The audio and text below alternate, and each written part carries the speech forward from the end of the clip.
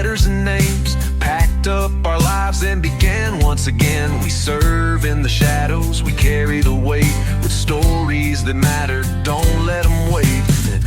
Every story matters, from bases to war zones, from tearful reunions to cold nights alone.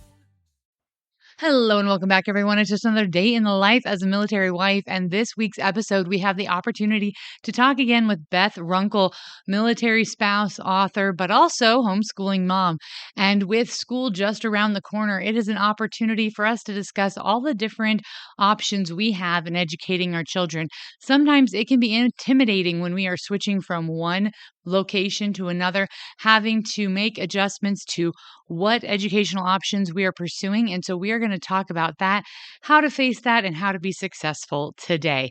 As always, I'm your host, Sam Wolf, and you're listening to Life of a Military Wife.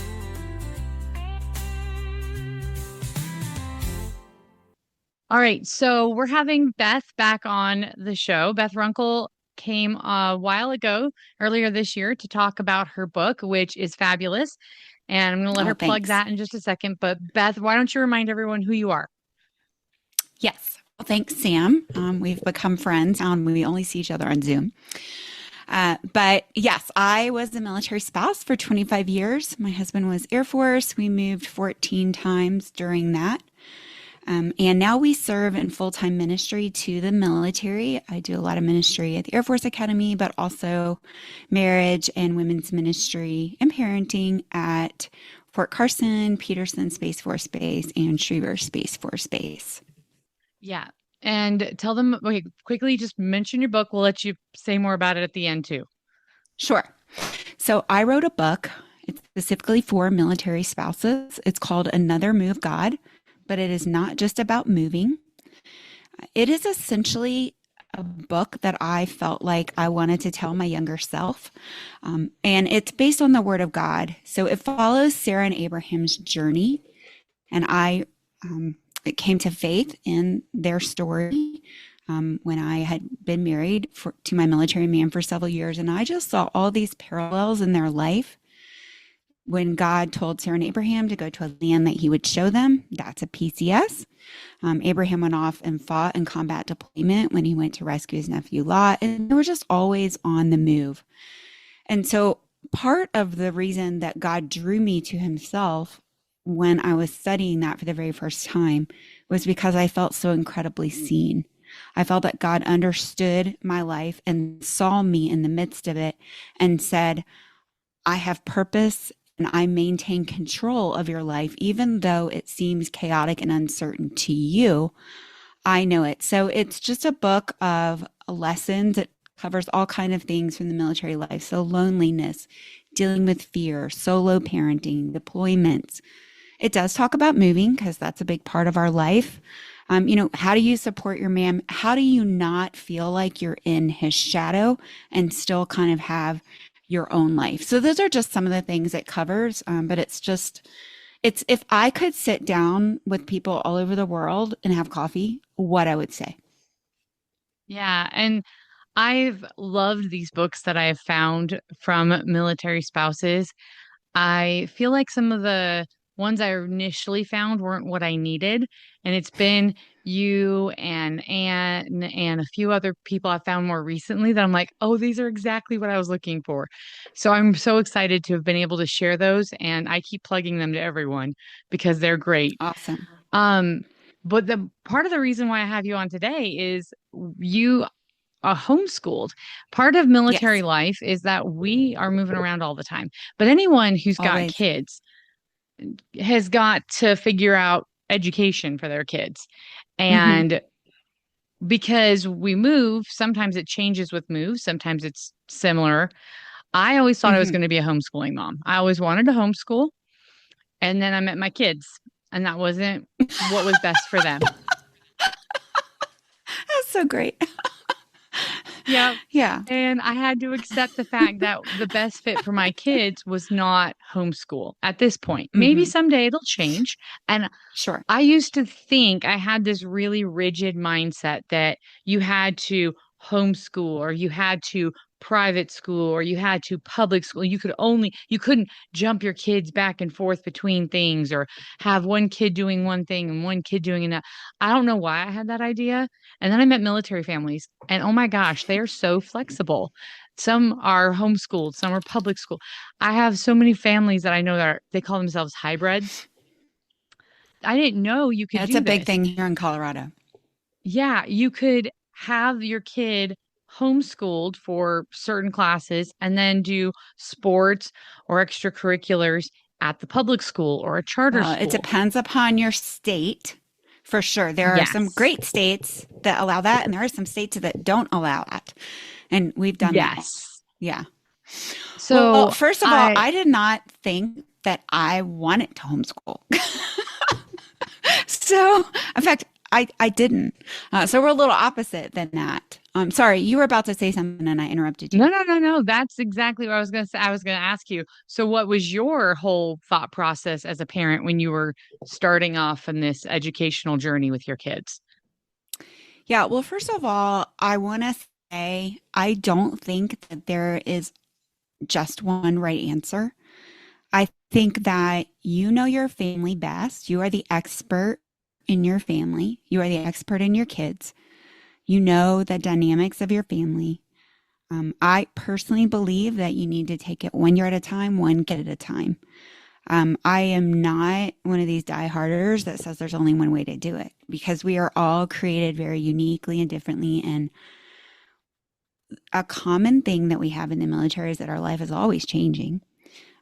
But because of that, I personally don't believe that you can make up your mind when you have your kids in utero or even when they're little, hey, we're going to homeschool and this is what we're always going to do because in a way, I think that's arrogant. Like we don't get to decide what the future holds about anything.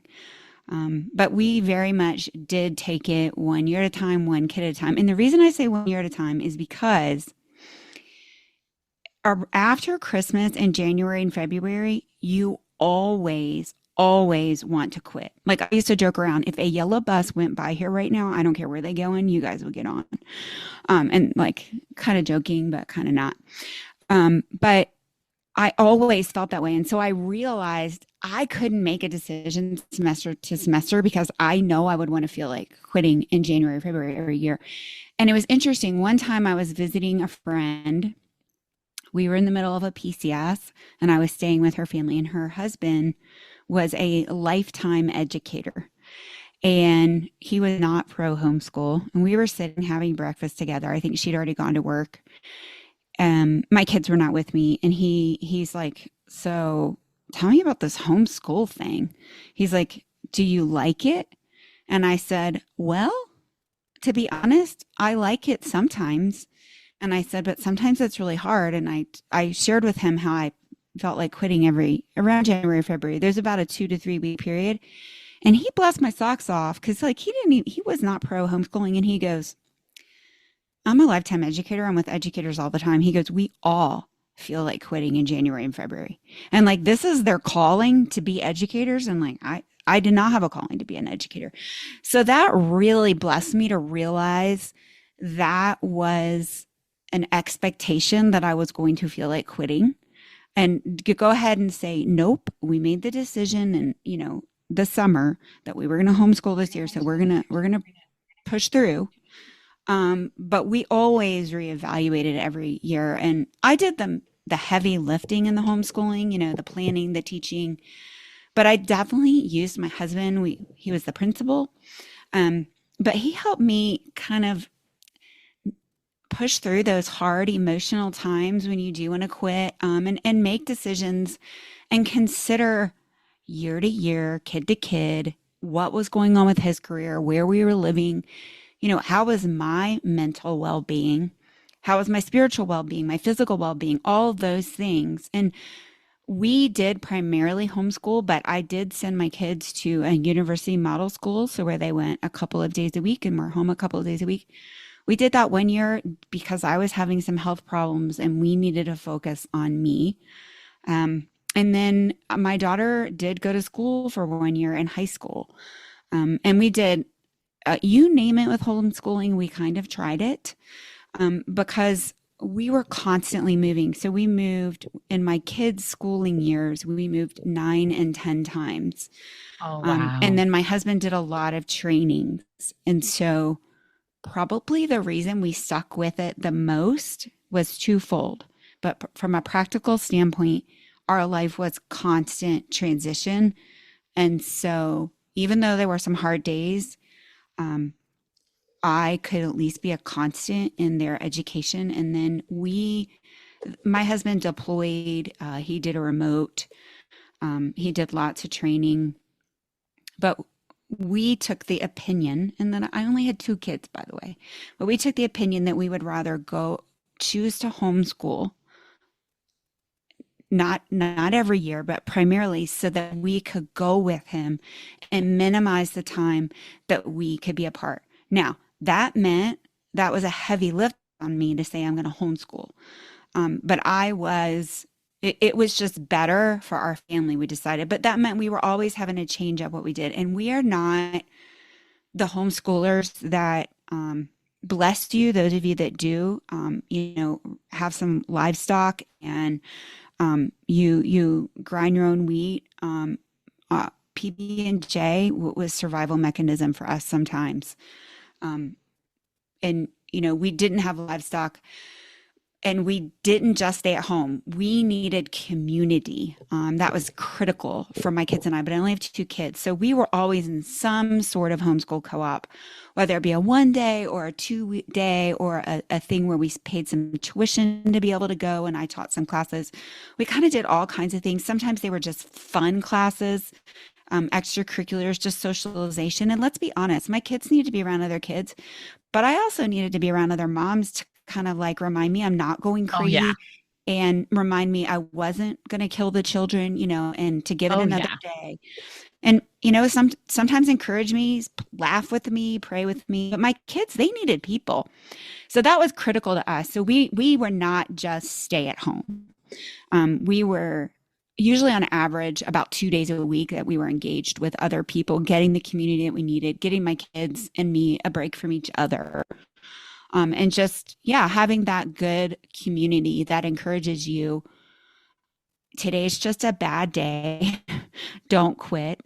Or, just help you with like all the things you have to figure out because you're building curriculum, you're having to meet your state's requirements, which we were moving all the time. So those were always changing.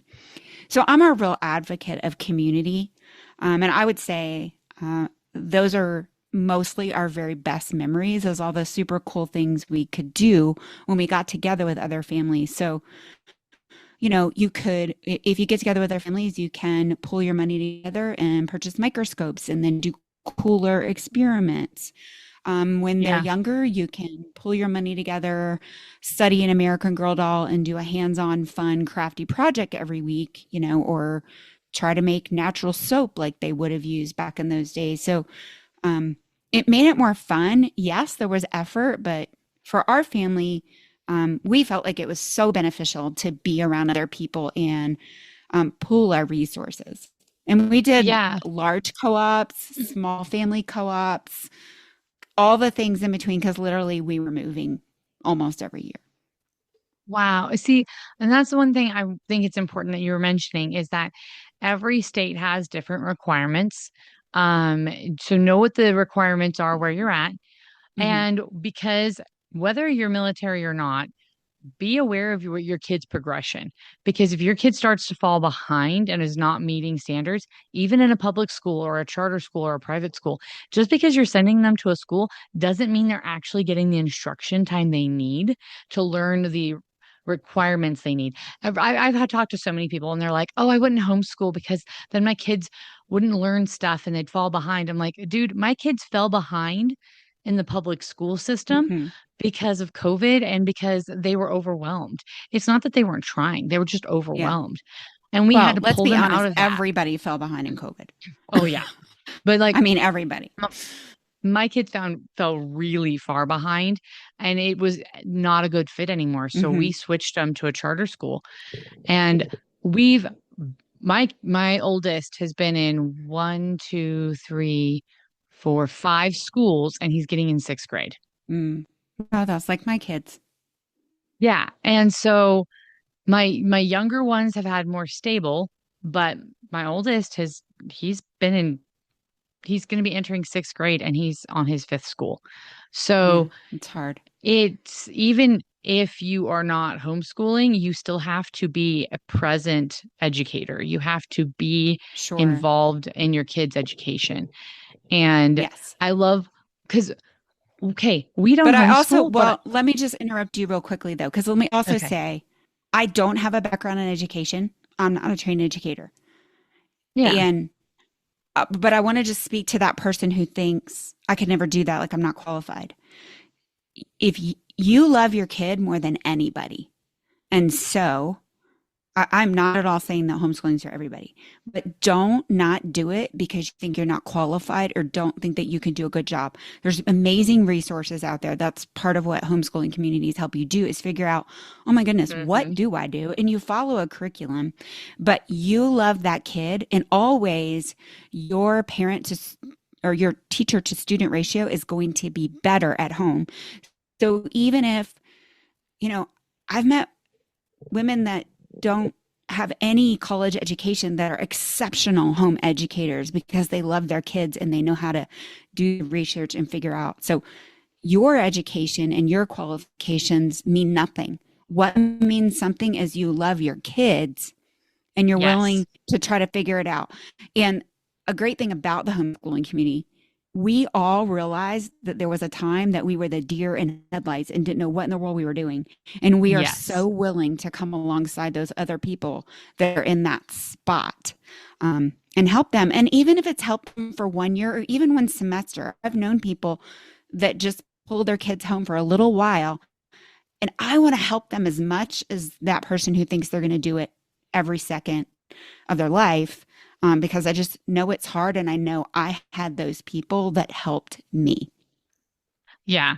And that's honestly, I had one friend, she's like, I didn't homeschool all my kids for every grade, but I homeschooled every kid for junior high because she's like, I Mm. personally felt like junior high is just such a emotionally hormonal unbalanced Oh, yeah, place. puberty is I going on. wanted, yeah, she's like, puberty is nuts.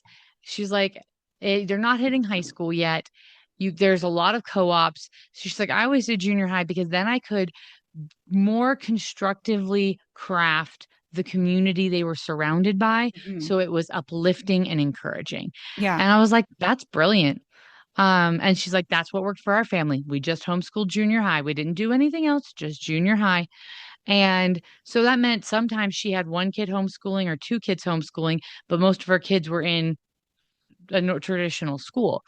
Hmm. And I've got a friend right now. She's in the same position that you were saying. She doesn't feel like an educator.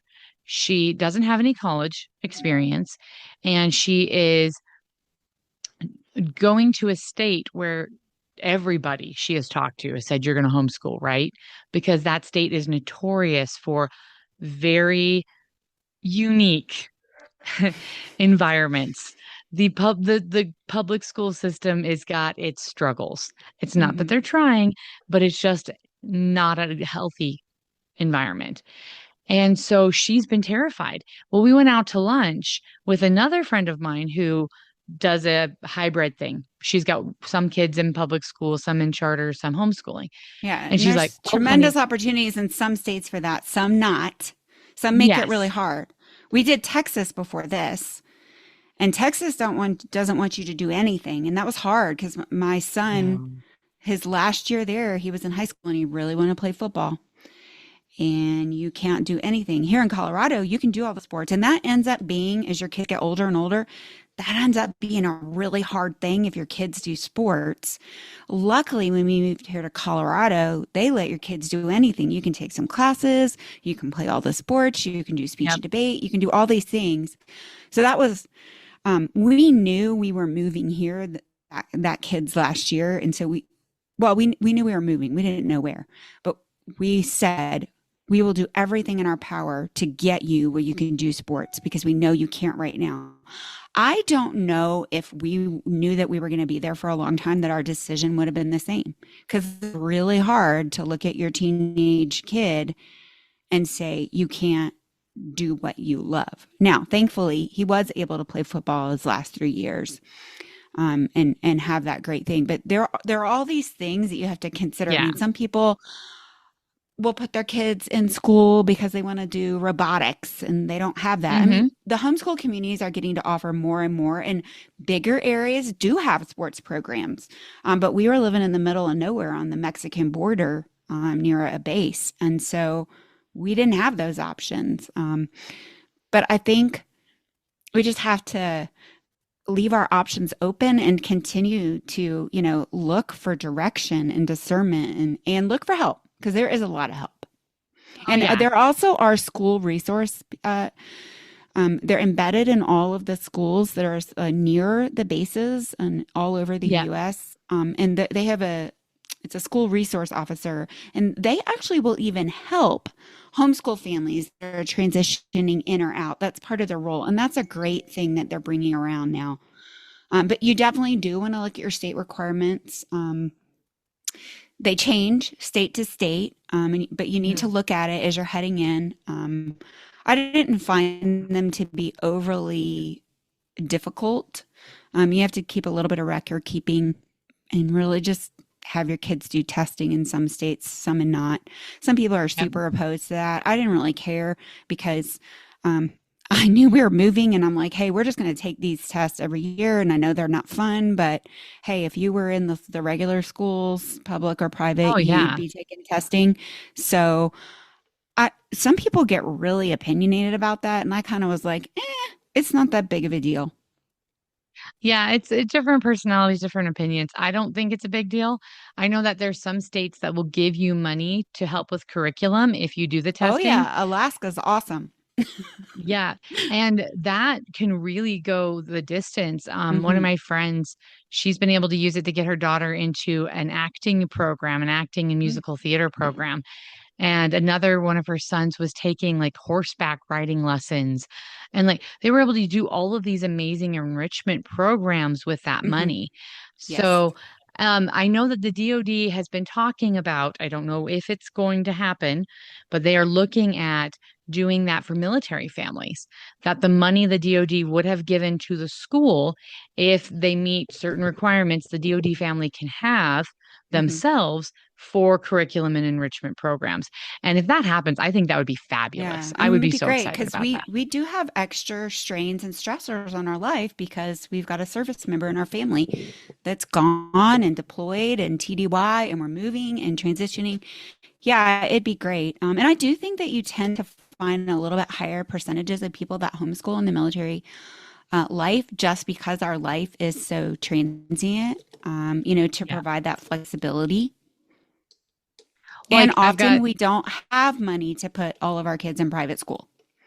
yes. So I've got friends, the ones who are just going to be starting their homeschooling journey, they're getting sent to the East Coast. And she's like, you know what?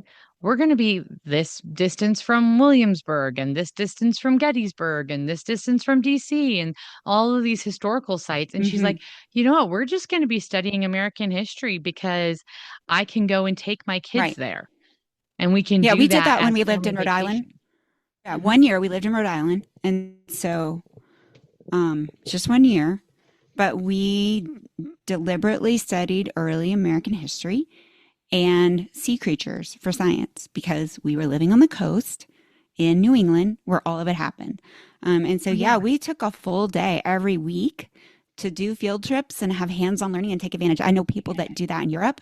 They'll Yes. study medieval history while they're there, or Middle Ages, whatever. That's Or even we World never War we II never got to history. do. Yeah, right. We never got to do Europe, sadly. We did Korea, and so we talked a little bit about the Korean War, um, but that's not a long span of history. But you can't go check those things out, and Yeah. that is one thing that we did wherever we lived. Is I would say, what history museums are around here, or what cool science things. Like my kids did this. Um, Go out on the ocean program when we lived in Rhode Island for that year, once a month. They would go study sea life. And it was it was a public program that we invested in so my kids could do it because I'm like, hey, this is a great opportunity. And it was Mhm. subsidized. It was very, very affordable. I was always trying to find how can we make learning fun and take advantage of the fact that we are transient and we're always going somewhere new. And I think it added to the fun and the adventure.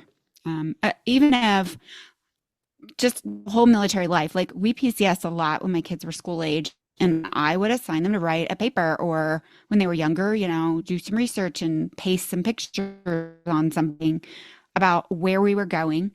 I would be like, hey, find 10 things you want to do there. Like that's your project for this week. And it was so cool because it got them excited and then it gave me my bucket list of what we were kind of try to do. And I would, Mhm. look at it too. And it helped us have an expectant perspective instead of a, Yes. oh, we got to leave, and it is hard to leave your friends. And even though you're homeschooled, it's still, you're having to make new friends. You're having to be the new person because you do meet people in the homeschooling community that are nothing to do with the military and they're Oh friendly yeah. and they're welcoming, but the kids in the co-op there have known each other for a long time, and here are my kids, the newbies. I do feel Oh both yeah. my kids have graduated college now, just this past year, and I do think that all of the moving, all of the change, and the fact that they learned to be independent learners earlier on. Both my kids did really well in college, and knew how to make friends and knew how to manage their own schedule. Um, we had a transitionary year there. My kids, when they are a senior in high school, I go ahead and send them to junior college.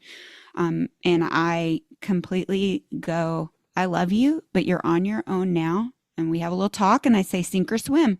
I will let you sink because I want you to Oh figure yeah. this out and know that if we send you to college, that you're not going to crash.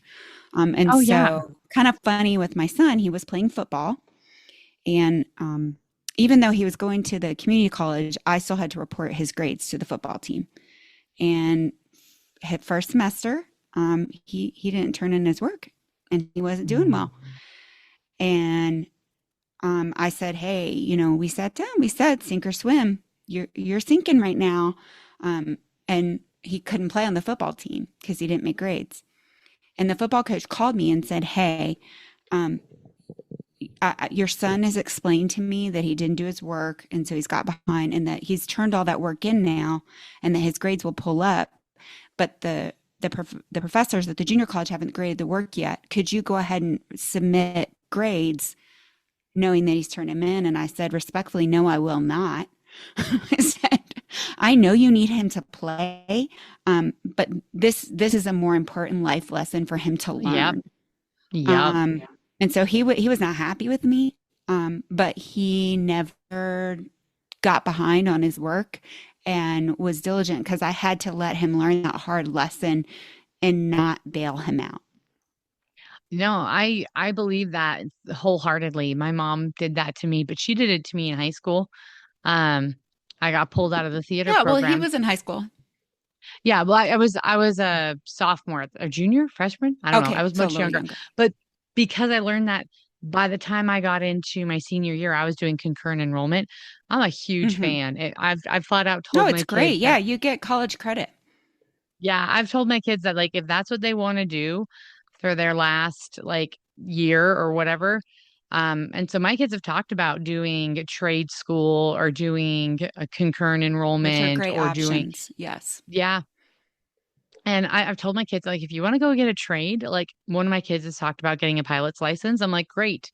If you want to go get your Oh, pilot's they have a license, program through the schools that does that and pays for it yes, I in heard that Falcon. they're, And I think mm-hmm. Peyton too. No, but Colorado's pretty awesome for homeschooling there and are other just schooling options. programs. Yes, there are other programs like that because I know down in Arizona, my brother-in-law did one of those. And that's how he realized he wanted to join the Air Force. And so he ended up joining the Air Force pretty quickly after high Hmm. school because of that program, and he got his pilot's license. So thank you for Awesome. taking this time. I feel like Yeah, sometimes sure. I wanted to have a conversation about education. I feel like people feel like, they get stuck in the, oh, what do we do for curriculum? Or, oh, what do you do for this? Here's my tip that I got from a friend recently. Perplexity is a really great research AI. If you're looking for specific curriculums, give it all of your parameters, what grade, what state you're in, Hmm. what you're looking for, what your cost budget, and have AI help you find your curriculum. That's not the hardest part about homeschooling. I think the biggest thing about homeschooling is finding your people. Because if you can find your Yeah. people, it'll make it worth it. Yeah. Well, and I do have to say, AI is like new. I didn't homeschool with AI, right? Um, True. but I found when I was first beginning the journey, or anytime we were going to have, a big jump in what we had to learn, and I'd Google curriculum, whatever. It's super Yep. overwhelming because like thousands of things pop up, and everything you go to read sounds amazing. So what I learned to begin to do was ask people I knew and Hmm. trusted, hey, what are you using? What do you use? And then I did join some groups where they talk about things that you like. There's different models of education. Yes. There's traditional, there's classical. Um, yeah, you do your research, There's but also like you'll Montessori, talk, yeah, Jefferson. Montessori, Yeah. sure. Yeah, you'll talk to somebody who like believes their way is the only way. I Yeah. also like don't believe that. I mean, we had things that learn that we liked, but I also had things all these people told me was awesome and you have to do it. And then we tried and it was just like an epic failure. And I would do have to say, when I taught my son to read, I had to try 3 curriculums before we found one that worked. And I mean, this was like the first year of schooling, and I Yep. can't get the kid to sit still. Um, he's a boy and he's a more Yep. active learner. So I kept trying things, and we were living in Korea. And so I did not have a homeschooling store down this road. Yep. So I remember I had tried 2 things and I didn't have anything, and it was going to take 6 weeks to get the new curriculum, which did end up working, by the way. Um, and I just said, well, we're going to take a break. We're just going to not school for 6 weeks while we wait for the new stuff to come in, so that I didn't continue to pressure my son who was having a hard time. And then, awesome thing about that is by this time, my daughter is about a year behind him. So by the time the curriculum comes in, and again, we're on the third try, and it was a song and game curriculum that was Bugs was the main character, so boys love it. It was super active. He didn't have to sit still. I ended up not at all intending to plan to teach my daughter to read, but I got 2 for 1. She sat there and played the Yay. games. I had no anticipation that she was going to learn to read. And one day, she was still potty training. We had moved a lot, so that was just something that was hard for her. And my mom had mailed us some new books, and there was some Dr. Seuss books sitting on the back of the toilet. And that's what she would do when she went in there, is just look at books. And she came down the hallway of our apartment to me and was like, hey, Mom, I'm going to read you this book. And I'm like, sure. And I grabbed her in my lap, and it was a brand new book. We hadn't read any of it. And I anticipated that she was just going to make it up, and kind of tell me what she thought was going on in the story. And she read me every word of Hop on Pop. And I was like, oh my goodness, when did you learn to read? And she goes, I pay attention. She said it like her little kid voice, but she was like, I paid attention when you teach Birdie. And I was like, sweet. And then also I had to learn to let my boy write with a crayon for a few years because they don't have the fine motor skills. Mm. And that was not intuitive to me, but I talked to somebody who was like, hey, they're boys, super lower your expectation. And he can do all of his work in a crayon, because the pencil, man, it was killing us.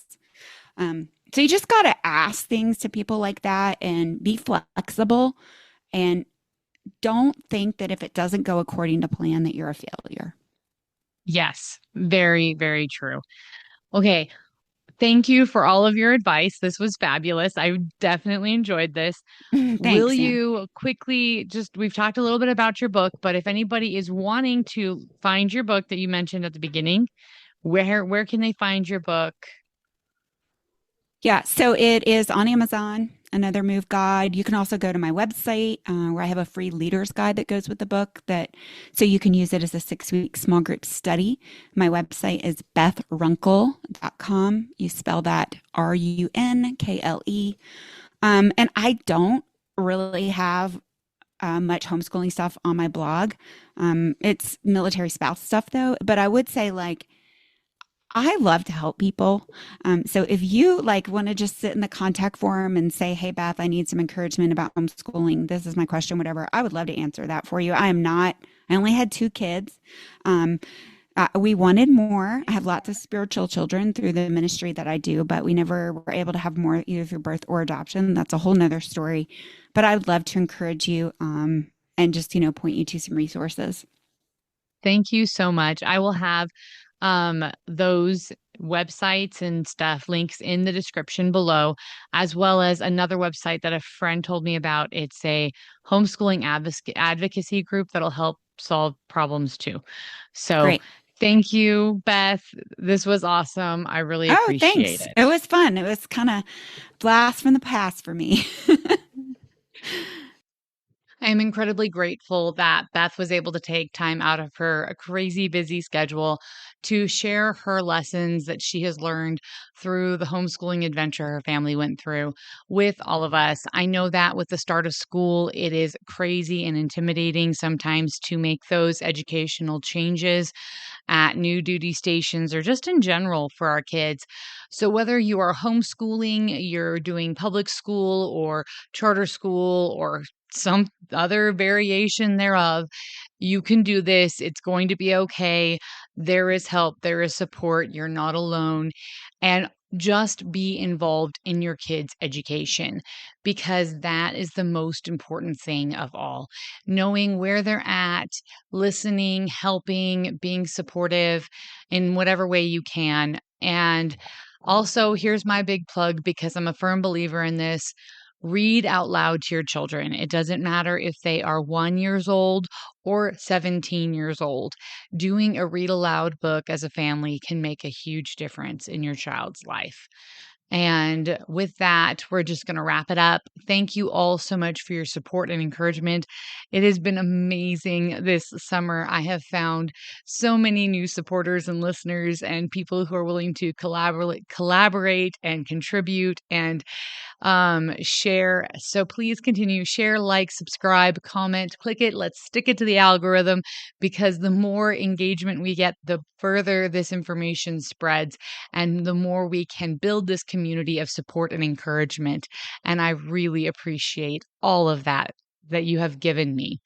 So, as always, if you are a veteran, a military spouse, if you want to share something that you have learned in your journey as a military family, or you have a resource that would be beneficial to the military community at large, let me know. I would love to have you on the podcast to share your story or information to build and strengthen each other because that is what we are here to do. And as always, let's be the good that we want to see in the world. I am your host, Sam Wolf, and you've been listening to Life of a Military Wife. Spouses and veterans, hearts that won't quit, telling the truth about all of it. This life we live is hard and real, giving a voice to the lives that we live. This life we live is warm but strong, and every story deserves its song.